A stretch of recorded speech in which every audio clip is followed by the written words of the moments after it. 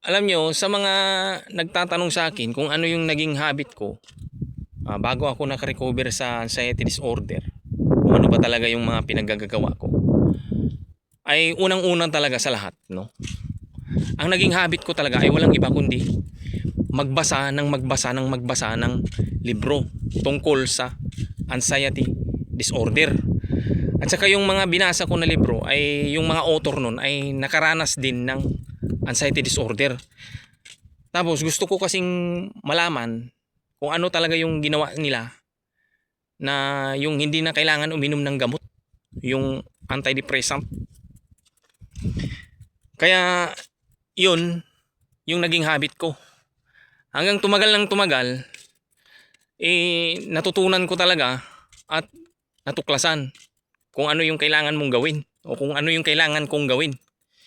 Kaya lang minsan, siyempre, pag malakas yung sintomas, minsan natatalo talaga ako. O minsan napapatanong ako kung totoo ba talaga yung recovery o kung totoo ba talaga na mayroong nakarecover sa ganitong sitwasyon sa anxiety disorder. Kasi yung sintomas kahit ang lakas pa rin eh.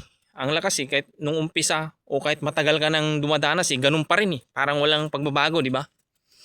Yun nga, sa kakabasa ko nga ng libro, natuklasan ko nga na hindi mo pala kailangan reklamuhan yung sintomas mo. Hindi mo kailangang labanan yung sintomas mo. Hindi mo kailangan pigilan yung sintomas mo. Ang kailangan mo talagang gawin ay kailangan mo talaga siyang danasin at saka damahin. Kailangan mo siyang maranasan. Yan yung naging challenge sa akin. Kasi gaya nga ng sabi ko sa inyo, hindi ko naman ito nakuha ng mabilisan eh. It takes time din yan. Matagal din ito bago ko nakuha ng 100%. Kasi nga, minsan nga, kapag aatake talaga yung sintomas, minsan, napapatanong talaga ako sa sarili ko or napapatanong talaga ako napapatanong ako sa sarili ko kung totoo ba talaga yung mga nabasa ko na meron bang recovery ba talaga o meron ba talagang nakarecover sa ganitong sitwasyon. Pero siyempre, dahil nga sa nagagawa ko na hindi magreklamo, nagagawa ko na hindi nalabanan ba yung mga sintomas, doon ko nga talaga napagtanto na kapag araw-araw siyang umatake sa'yo, tapos araw-araw mo rin siyang hindi nirereklamuhan, araw-araw din siyang nagiging mahina, di ba? Hanggang sa hindi na siya magpaparamdam sa'yo. Hanggang sa minsan matatawa ka na lang kung bakit wala na siya, ganyan ba? Kasi nga ang paliwanag pala dun natuto ka na o kumbaga natuto na ako. Kumbaga alam ko na siya. Kumbaga kilala ko na siya, kumbaga nahubaran ko na siya ng maskara. Yun yung naging habit ko talaga bago ako nakarecover sa anxiety disorder, yung magbasa ng libro. At kapag kung ano yung natutunan ko doon sa libro, yun din talaga yung ginagawa ko. Kaya nung natutunan ko yung hindi mag-react, natutunan ko na hindi lumaban, doon ko rin na-discover na ang paglala pala ng mga sintomas ng anxiety disorder ay walang iba, tayo lang din yung may kagagawan. Tayo lang din yung may kasalanan. Kasi nga, pinipigilan natin yun. At saka, ambis na yung pag nakaranas pala tayo ng pangit na pakiramdam, yung nervous system natin, nagre-rewire yan. Kumbaga, inaayos niya yung sarili niya.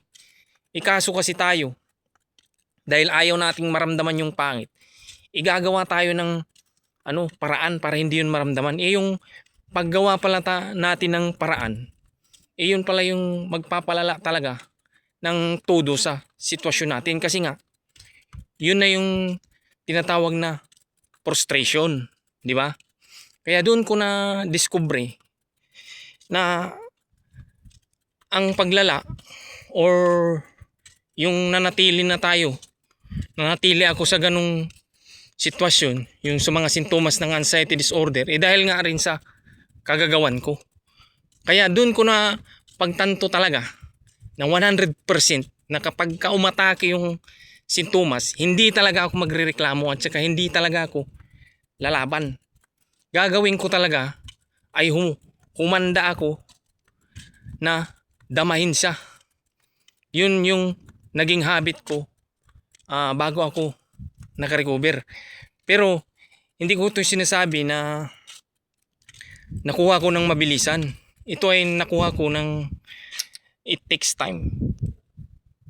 Pero kahit na matagal o kahit mabagal, at least sure ball. 'Di ba? Kaya yung mga nabasa ko, yun yung pinupus ko diyan sa page ko kung nababasa nyo. Kaya kung aaralin yung maigi yun, makikita nyo yung hinahanap nyo. Kasi kung gusto nyo talagang makarecover, ang pinakaumpisa talaga muna, kailangan nyo munang matuto.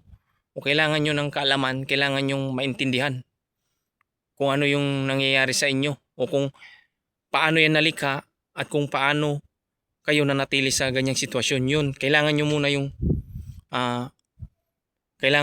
na maintindihan, kailangan yung malaman yun.